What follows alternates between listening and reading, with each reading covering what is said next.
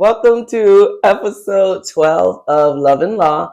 I'm Tessie, my husband Charles, and we are excited to be at this juncture with you guys on this journey of Love and Law. So much going on behind the scenes, so many new adventures and things going on.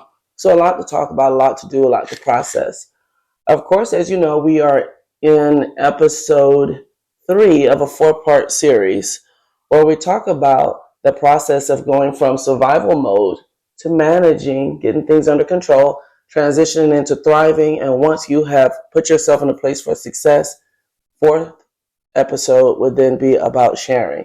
And I believe it's important for people to give back to others that come behind you. You know, we stand on the shoulders of our ancestors. So for me, I would say it's very important to also give back and share with others. So today, part 3 is going to be talking about thriving. And in talking about thriving, I want to discuss what needs to be done. How did we go from survival mode to just kind of managing, getting things done in the day-to-day to being in a place of thriving? I am aware that I am in a state of thriving, and I am aware of what I'm doing and how intentional I am about moving forward in my personal life, in my professional life, in my health, in my goals, all of that. And so I would ask you, what do you do in your efforts to move forward in your personal life? Let's start with that. What do you think is important to do on your journey to thriving? Some of those, I guess, is the personal growth, working on myself. Mm-hmm. You have been very good about recommending certain books that should be read, that we read as a couple. Kind of when we take on certain things, the idea is you may say, hey, Charles, I think it's really good. I'm thinking about doing this self-help therapy session or something like that. But Mm-hmm. I guess my thing has always been, and this may be answering your question or may not be, that we should do it together, because it doesn't make sense that you're doing all these things to promote growth and you bettering yourself, and I'm still stuck stagnant in the same place.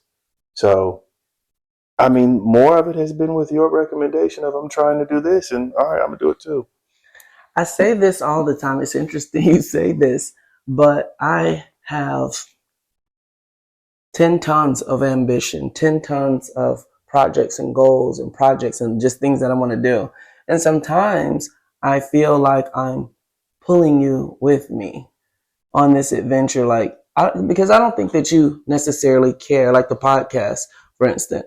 I don't think that it's something that you would have said, I want to do it, but you're always willing to do it with me. So how does your thrive change and shift based on the relationship that you're in?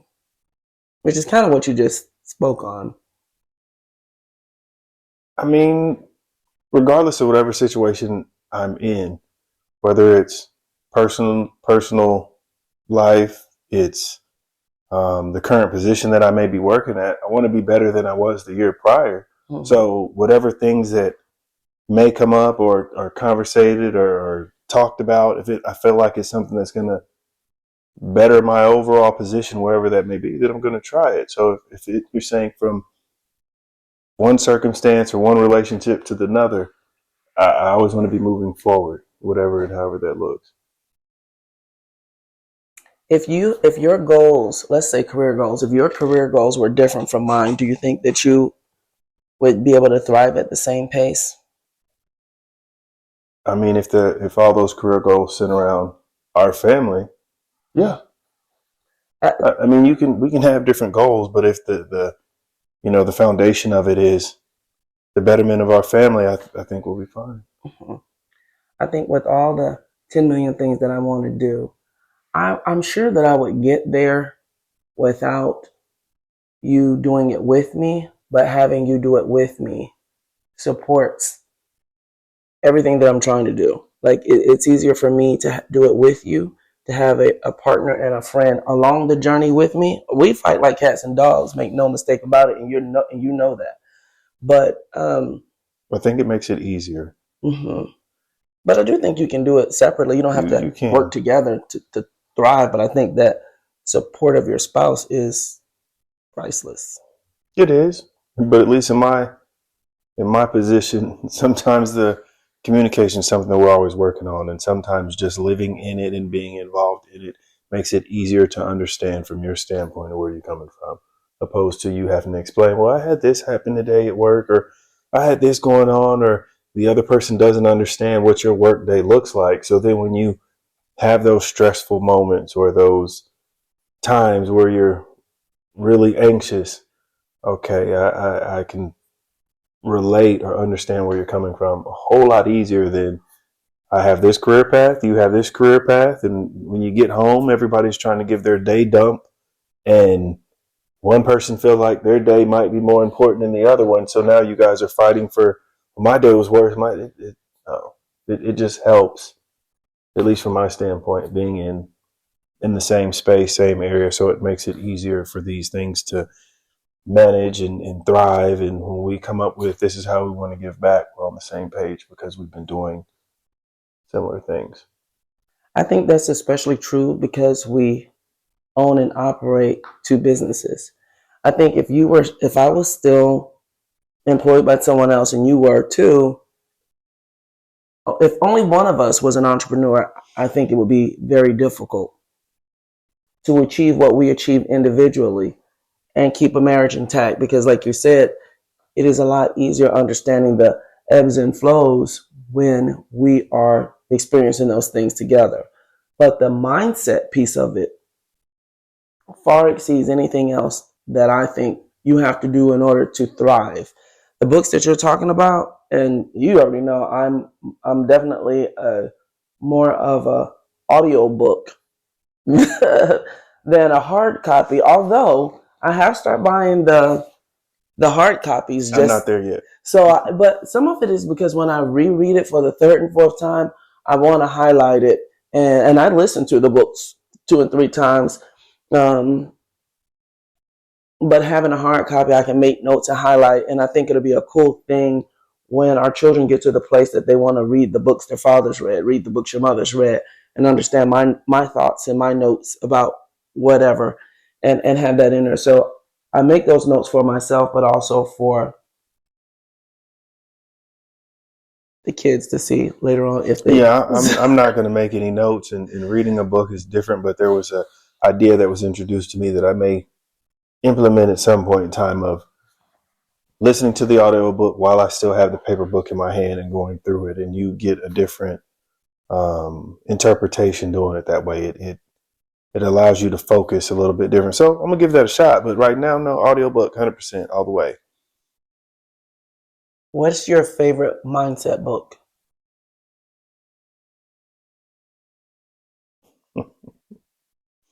Green Eggs and Ham. Green Eggs and Ham. How is that a mindset book?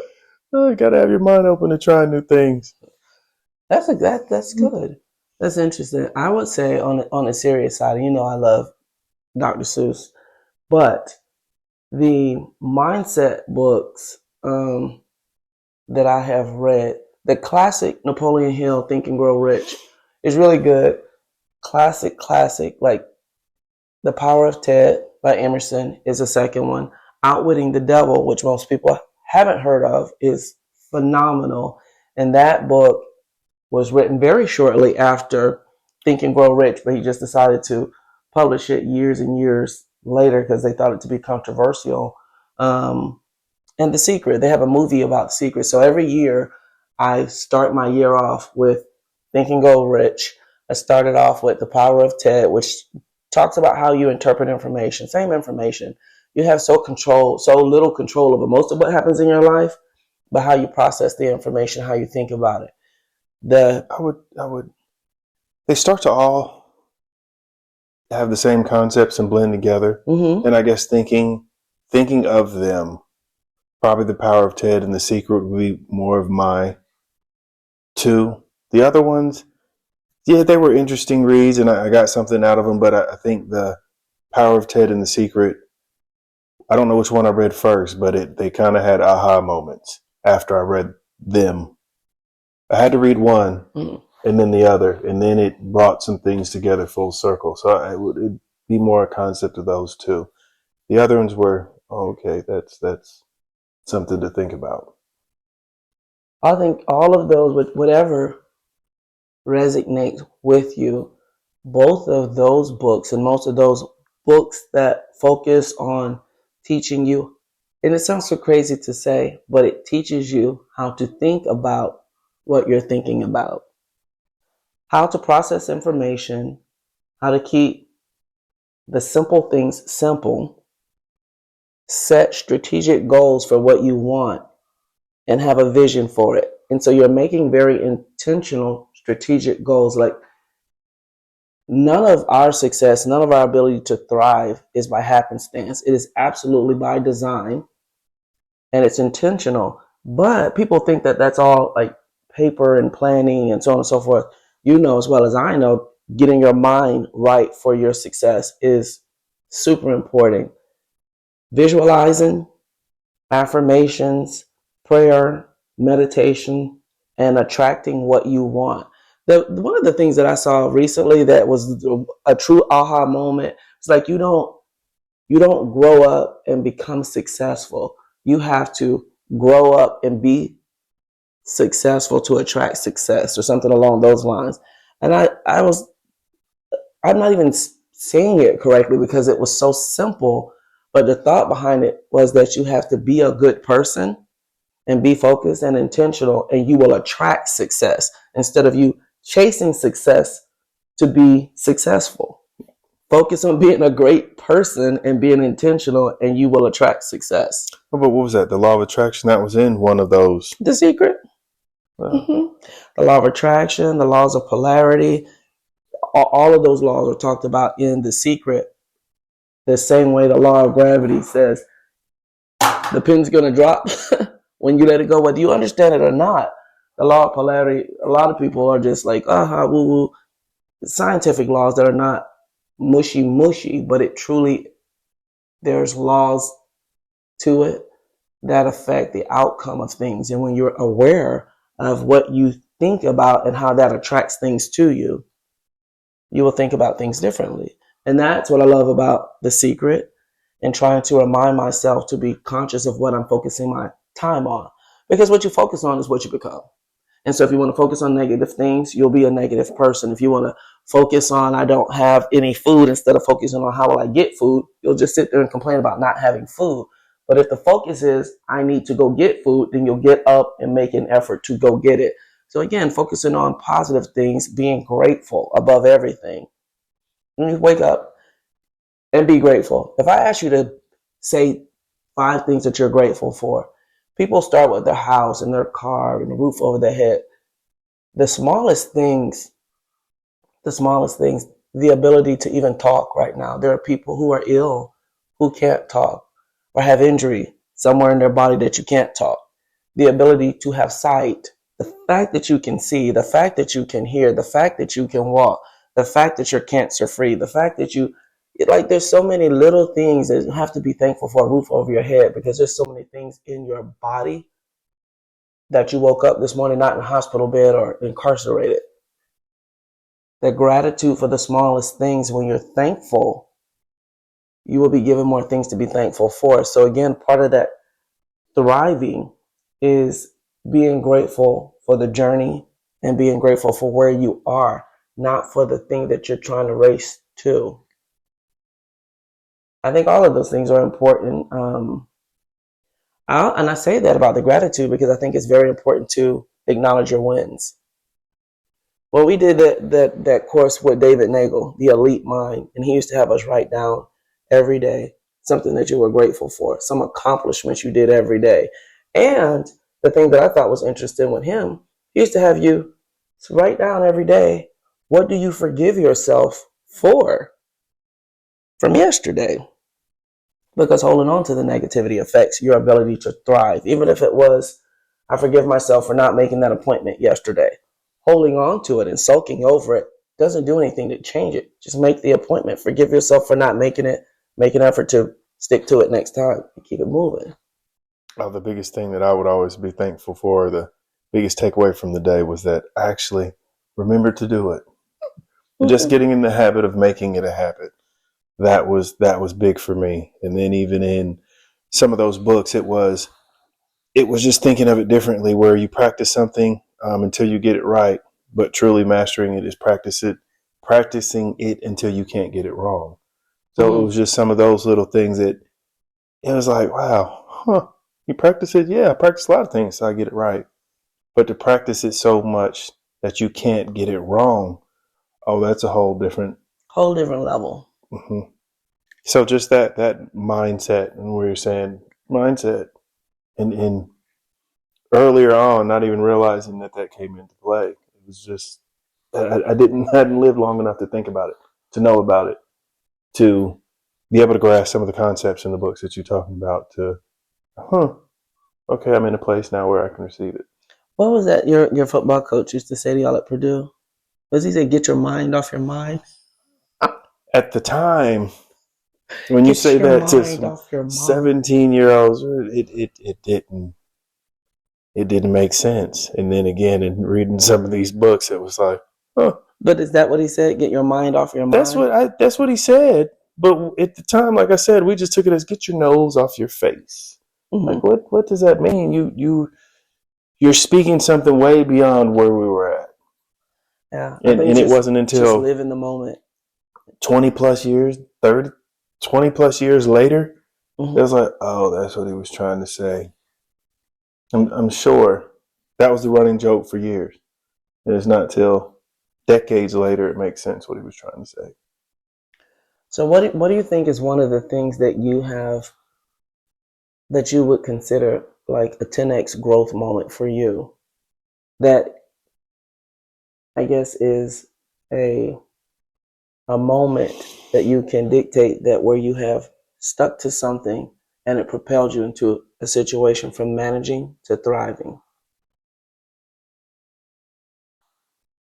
A 10x moment. Read it one more time. If you had to pick a moment in your life where you feel like you accomplished something when you were in that managing phase that has propelled you to the next level, this thing that I did and stuck to it has me in the situation I am now, to where you are now thriving and not just managing.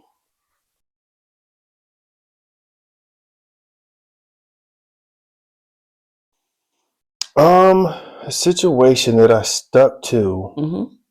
Or a thing. Let me give you an example. I don't know if it answers the question, but it is clearly we've had some rough times, and they have been trying.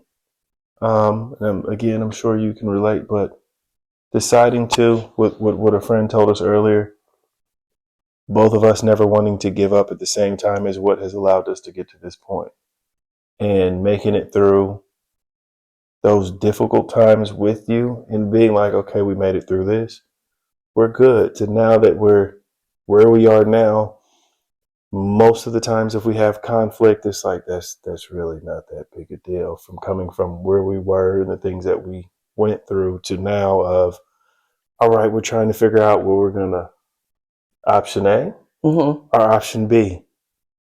Oh, we got to make a decision, and these are first world problems. They're really not that difficult to. But some of them past arguments was serious. Like, don't talk to me. Like, almost in this damn lifetime. Don't talk to me. Don't talk to me for 2 days. Don't talk to me for 3 days. And being perfectly fine with not talking to you. So when you say what has the biggest thing has been our relationship, we have, I think, had the highs and the lows, but the lows always feel worse just because I guess you sit in them and they feel different. But being able to make it out of their recovery time, those different things without, going into too much detail. But that is something that has most prepared me for where we are now. Like, might be bad, but we'll be all right. We'll figure it out. Time has shown me this, and it shall pass. This too shall pass. I think the recovery time wasn't even just relationships. Some of the arguments that we had in a relationship was figuring out finances. How are you going to pay this? How are you going to pay that? How are you going to do that? And that would create arguments and just the strain of, oh my gosh, 6 kids and then came 7 kids. And how are we going to balance this? To having one and the house, arguments is one car. How are we going to figure out this one car? Because the other one's gone. To, oh, I got a flat tire today. Charles, what am I going to do? Well, we still have 2 other cars at the house. What you talking? Uber. We have money to Uber now. So it's just. So Charles had a Delta. Was it a Delta 88? Mm-hmm.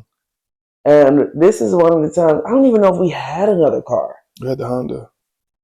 You were going in the Honda? And I had the Delta. I was driving his Delta. I was driving the Delta. That big raggedy hot box. Don't do that. And it wasn't a hot box. It had AC and heat. That thing broke down in the middle of the highway. And then he wanted to have an argument about whether it's the highway or not. It's in the middle of the highway. Let's rewind. She said the highway. So most people think of a highway. You think of, for the people here in Atlanta, 75, Highway 85, 285, 20. Not the road that turns into your neighborhood. I wouldn't consider that a highway. Now, it may be a major road. It had 4 lanes on it. Yeah. There was two lanes going north, 2 lanes going south, and a median in the middle. For some of the people that live here in Georgia, 138 is not a highway. Highway 138. North Henry is not a highway. And I understand it's 2 lanes. I'm thinking she broke down on 75, so I'm trying to figure out how I'm gonna get from the north side of Atlanta to the south side where we live, because she's in the middle of the road and cars are passing her by on the highway going 70 miles an hour. The speed limit is 35. It is not. But it is not. But first of all, it is not. Right? Perception is everything. 40. When we were in the survival mode, it was survive, pay this month to month. How do we make it through this? How do you patch this up? And in that time, there was not room to think about anything bigger. When you're in survival mode, you're focusing on getting out of survival mode and getting into managing. How can I just make things calm and make sure I can consistently pay the bills and feed the kids and get to work and all of that stuff? That was the transition. That was the focus then. And in that time, I didn't have time to sit and think bigger, dream bigger. I was so busy. And it was just a lot of noise coming at me about what needed to be done. And I was so focused on what had to be done that I didn't focus or think about or contemplate what I wanted to do. And when the kids got older and I decided to hire a coach to help me focus on quieting the noise at my law firm as a solo practitioner so that I can get more organized, help me get more organized. And part of that business development to get organized taught me that I first had to organize my thought process and settle down and focus on a goal and move towards that. So in that serious state of surviving, it's hard to see yourself thriving. Like, I just would not have thought that we would be where we are. Even when I started it, this was where we are now was way bigger than I had ever thought or dared to dream. Even going to law school, I wanted to go to law school and everybody's like, oh, I want to be a lawyer. I want to make a lot of money. And I thought of that, but there was no number on that. There was no lifestyle attached to that. There was no car or trip or house or anything. It was just, I want to make a lot of money. And honestly, making a lot of money to me wasn't something I thought about what that looks like as a number. It just meant that I could own a home and a car that was dependable, like a Honda. And it wasn't a cash paid car, like, oh, I didn't buy a car for $3,500. But I could go to the lot and buy a car, and I could buy a house and maybe go on a vacation, a very modest vacation, whatever, every other year or so. That to me was a huge leaps and bounds from my childhood. So that is what I thought success looked like. And that was where I was when I met you. I had a house. Like I bought a house before we got married. I had a car. I had a stable career. So that is what I thought thriving was until I started working on my mindset and thought, wow, this is not even close to the possibilities. Like I didn't even know how to dream as big as I do now. I just never thought about it. Now those dreams are really big. Yeah, the dreams are bigger. And I guess same to tag along to that. It was the difference between then and now that the dreams were a lot simpler, like what she was saying.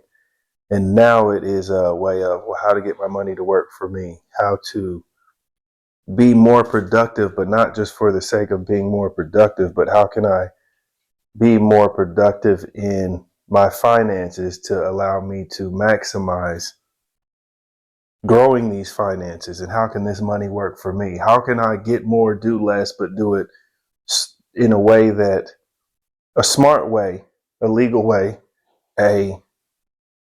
just the process of getting there is different, of how to break it down, of how we're going to get there.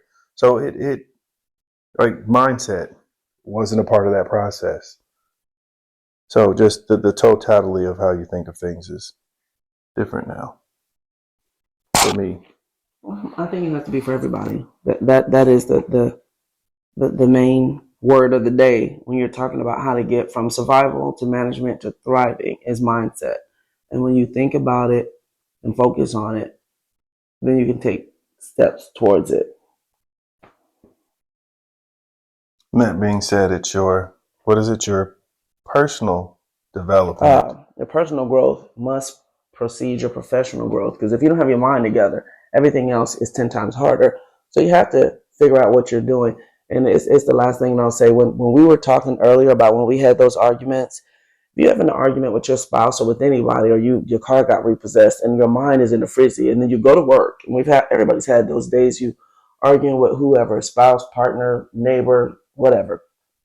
But if your mind is not clear on what you're doing when you go to work, you're still worrying about or thinking about the argument you had all the way till you got there. So it's hard for you to focus on strategic planning or building or moving forward. So you have to be in a place that we were talking about also is the recovery time. You and I can get in an argument and, okay, we're arguing, but I have a meeting and I can compartmentalize it very well. We'll table this conversation and come back to it and focus on what I'm doing here. That's a conversation. Give it a rating, 1 to 10.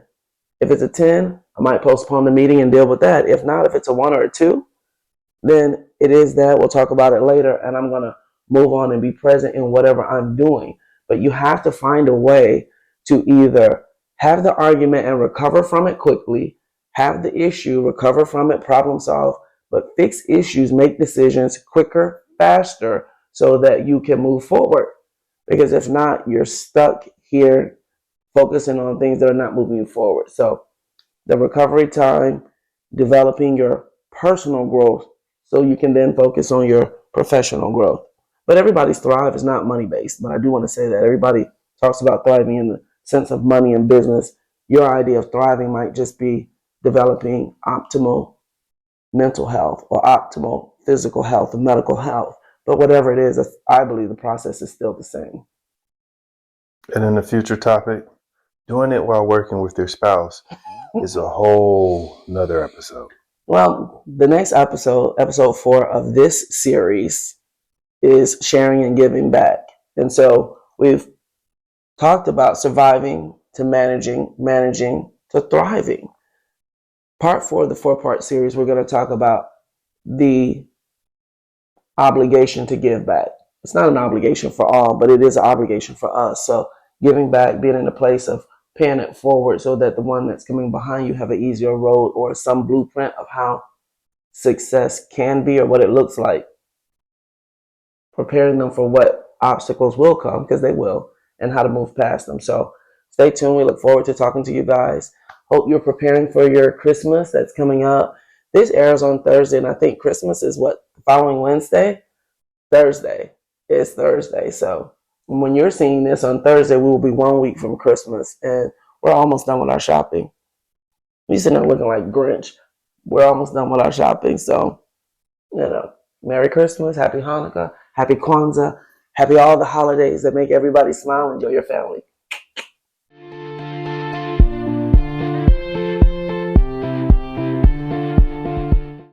Hey fellas, it's Charles again with TDE, Family Law and Divorce Attorneys.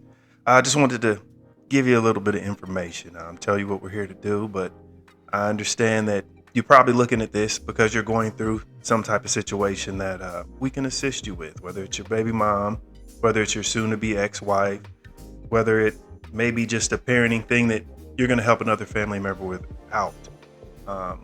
It's trying, it's stressful. This is a marathon, not a sprint, so nothing's going to happen quickly.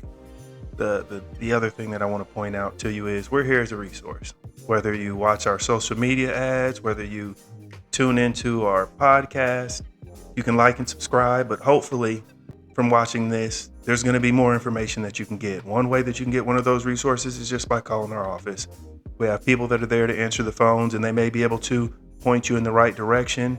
I know that you may have friends or buddies that have went through the court system and you're like, I'm absolutely against child support, but your child may be used as a pawn, or maybe your kindness is being taken as hostage. I'm here to tell you that me and our group of attorneys with a greatly skilled team are here to help you. Look us up on the website, and then from there you can schedule a call.